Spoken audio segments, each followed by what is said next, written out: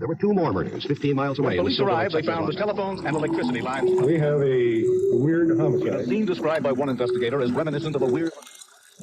Murder. A little white lie may seem harmless at first, but has the very real potential of snowballing into something much bigger and much more dangerous. On July 19th, 2004, Lori Kay Soares Hacking went missing while on her daily jog. And when the dust settled on her tragic case, the finger would be pointed to a man hell-bent on keeping a secret to himself.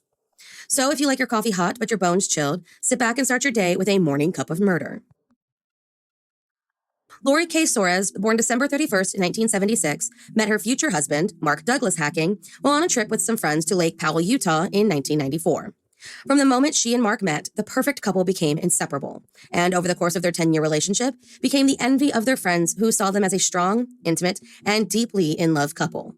In the early 2000s, Mark graduated from the University of Utah with honors and got accepted into a medical school in North Carolina, meaning the pair had to make exciting plans to move to Chapel Hill so he could attend. This was around the same time that Lori found out she was 5 weeks pregnant with the couple's first child. Everything was going perfectly for the Hackings during what was supposed to be an exciting time of change. On the morning of July 19, 2004, 28-year-old Mark Hacking went out and bought a new mattress for their impending move. And when he got back, he noticed that Lori still wasn't back from her morning jog. Finding it odd, he called over to Lori's office at Wells Fargo, a job she was in the process of leaving in anticipation of their relocation, and asked if Lori had reported in.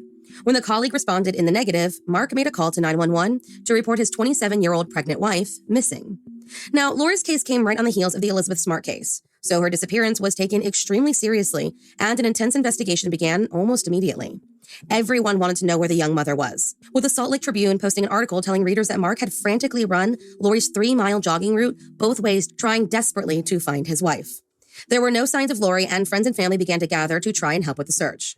The following day, Lori's family held a press conference publicly pleading for any information on their daughter and friend, while a crusade of 1,200 volunteers began searching the park she jogged in and littered the town with hundreds of missing persons posters. While Mark did what he could to help in the search effort, a call came in on July 20th at around 2 a.m. that would put a small pause on the investigation.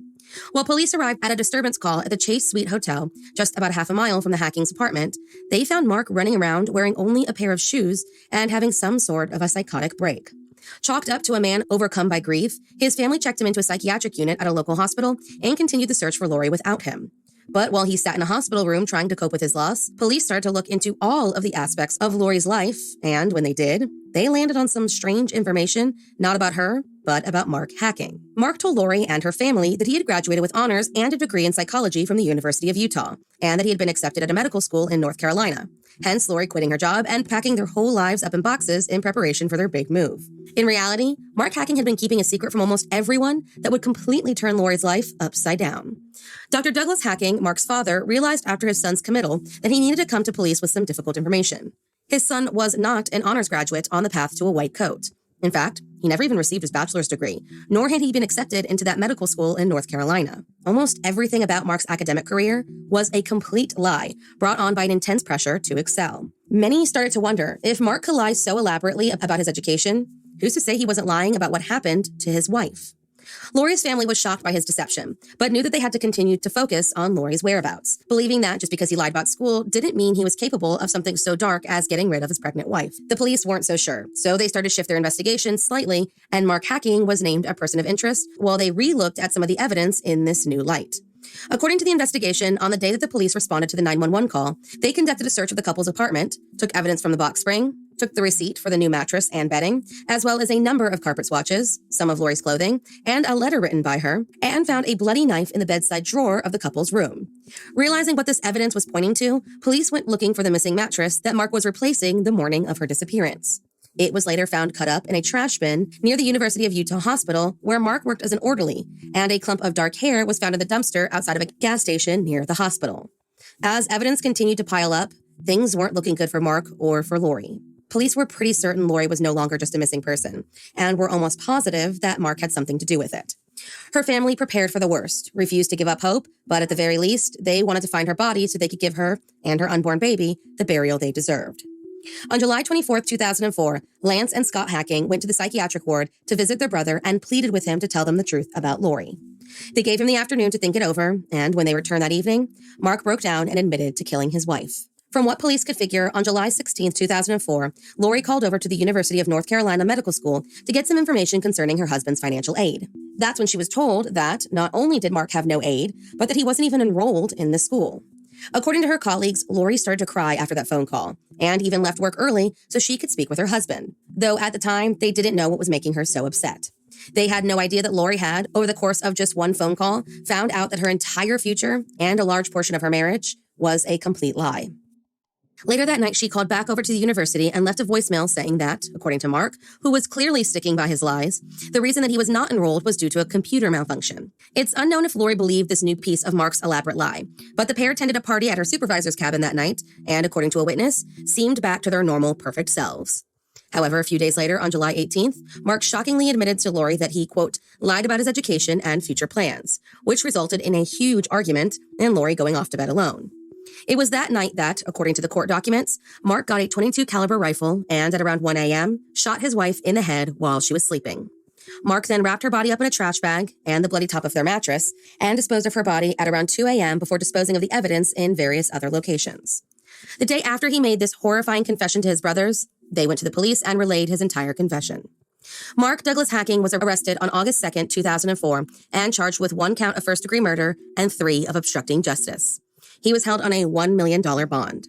With his arrest came the end of the 2-week-long search for the young mother that involved thousands of volunteers, and the beginning of a police search for Lori's body at the Salt Lake County landfill. While investigators worked hard to find her body, lawyers worked to build their cases. The prosecution had, in their opinion, more than enough evidence against Mark Hacking, so much so that Lori's body would just be the final nail in his coffin and a final piece of closure for her family. They had a letter written by Lori expressing her pain towards Mark's lies, the knife used to cut the mattress away, more than enough forensic evidence from their bedroom, and surveillance that showed Mark entering a store for cigarettes and carefully inspecting his fingers and hands before driving away in his wife's car, a car that was later found abandoned in the park that she had allegedly gone missing from, and a second video that showed images of what is likely Mark disposing of the body in a dumpster. And if none of that was enough, Lori's badly decomposed body was finally located on October 1st, 2004, and 28 days later, Mark's initial hearing began with a plea of not guilty, despite his family's wishes, who just wanted to end this horrible chapter of their lives. Months passed, and finally, on April 15th, 2005, that plea was changed to guilty in exchange for the drop of the other charges. The prosecution agreed, and on June 6, 2005, Mark Hacking was sentenced to 6 years to life for the murder of Lori Soares. He will not receive a parole hearing until 2035, meaning at minimum, he will see 30 years behind bars. This sentence was, of course, met with public outcry, with most saying it was far too lenient for such a brutal crime, and for the lies Mark told to try and maintain his status as a grieving husband. Because of this, many fought to change Utah laws and regulations, and on March 20th, 2006, Lori's Law was signed, stipulating that those convicted of first-degree murder in Utah must serve at least 15 years before parole could be considered. In the aftermath of the trial, the Soares family removed the name Hacking from Lori's headstone and replaced it with the Portuguese word Filihina, which means little daughter. Thank you for joining me in my morning cup of murder. Please join me again tomorrow to hear what terrible thing happened on July 20th. Don't forget to rate and subscribe and let me know how you like it. If you want to help support the podcast, there's always Patreon or just sharing it with your true crime obsessed friends. And remember, stay safe.